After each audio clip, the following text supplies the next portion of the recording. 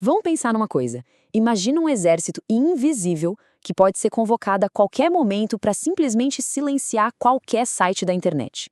Pois é, essa é a realidade dos ataques que a gente chama de DDoS, uma das maiores e mais sorrateiras ameaças do mundo digital hoje em dia.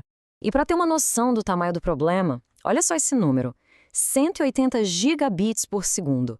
Essa foi a força de um único ataque, lá em 2014. O que isso significa na prática? Bom, é uma potência milhares de vezes maior que a conexão de internet da sua casa. É poder mais do que suficiente para tirar uma empresa inteira do ar. Simples assim. A evolução dessa ameaça foi, para dizer o mínimo, assustadora. Em pouco mais de uma década, os ataques deixaram de ser incidentes pequenos e se tornaram algo de escala monumental. Para ter uma ideia, o que era um ataque gigantesco em 2009, 5 anos depois, em 2014, já era considerado mediano. O crescimento foi exponencial, não tem outra palavra. E não é só uma questão de força bruta, não. Os ataques também ficaram muito mais insistentes. Lá em 2001, a maioria não durava nem 10 minutos. Já em 2009, era super comum ver ataques poderosíssimos que se arrastavam por mais de 8 horas, paralisando os alvos por dias a fio. E isso tudo leva a uma pergunta que parece meio óbvia, né? Como que isso é possível? Como que uma única pessoa de qualquer lugar do mundo consegue mobilizar uma força tão avassaladora assim? A resposta está na maneira como esses exércitos são montados. O segredo todo está no conceito de um ataque distribuído. O poder do invasor não vem de um lugar só. Pelo contrário, ele é multiplicado, porque ele mobiliza inúmeras forças que atacam todas ao mesmo tempo. O processo é, ao mesmo tempo, simples e genial e se resume a 2 etapas. Primeiro, o exército é recrutado na surdina, infectando secretamente milhares de computadores pela internet. Depois, com um único comando, um único clique, esse exército inteiro é ativado para atacar o mesmo alvo de uma vez só. Cada soldado nesse exército digital tem um apelido: zumbi ou bot. Pense em computadores normais, talvez como o que está sendo usado para ver esta análise. Eles foram infectados com um código malicioso e, por fora, parecem funcionar normalmente. Mas nos bastidores estão ali, quietinhos, só esperando as ordens de um mestre remoto.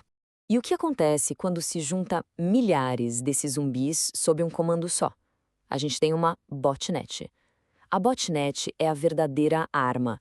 Essa rede de máquinas sequestradas que torna possíveis aqueles ataques DDoS gigantescos que a gente viu antes. Tá, mas como essas máquinas são recrutadas? As táticas são bem variadas.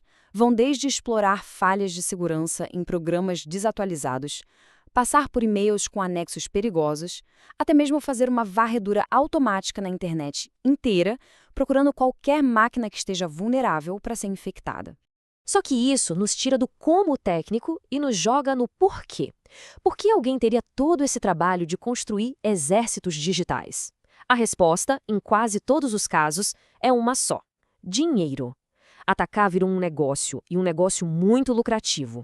Essa frase aí é de uma história real da empresa de apostas online Bet.Cris. Eles receberam essa mensagem, curta e grossa. Não era um problema técnico, era uma extorsão clara. Ou paga, ou o negócio fica fora do ar. De repente, a ameaça se torna algo muito real e muito pessoal.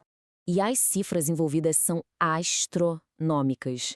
O custo total para a BetCRS se defender e conseguir voltar a operar foi de cerca de US$ 1 milhão. Basicamente o valor que os criminosos exigiram no final. A extorsão cibernética, sem dúvida nenhuma, é um jogo de gente grande. E o que talvez seja o mais chocante é que esse poder todo virou uma mercadoria. Botnets inteiras são alugadas no mercado negro.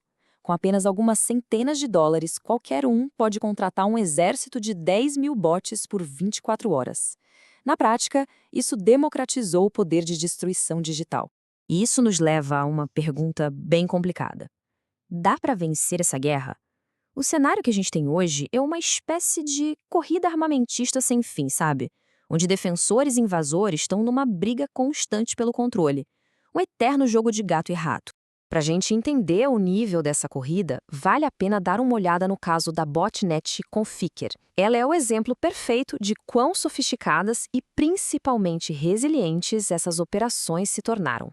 O Conficker jogava em outro nível. Ele usava a criptografia pesada para se esconder, mudava o seu centro de comando de endereço todo santo dia para não ser pego e, o mais impressionante, se adaptava a novas defesas em questão de semanas. Chegou a um ponto que ele nem precisava mais de um comando central. Os próprios bots se atualizavam entre si. Isso tornou a rede quase impossível de derrubar. E isso resume bem a dinâmica da coisa. Os invasores estão sempre inovando, sempre criando táticas novas de ataque e de fuga. A defesa, por outro lado, muitas vezes acaba numa posição reativa, sabe? Correndo para tapar os buracos que os invasores acabaram de descobrir.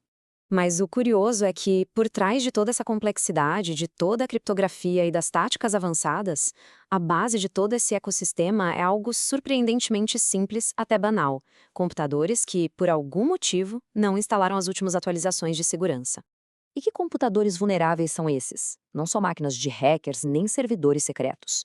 São os computadores que estão nas nossas casas, as máquinas de trabalho nos escritórios, até os servidores de pequenas empresas. São os aparelhos do dia a dia que, sem que ninguém saiba, viram os soldados desses exércitos. E isso tudo nos deixa com uma última reflexão.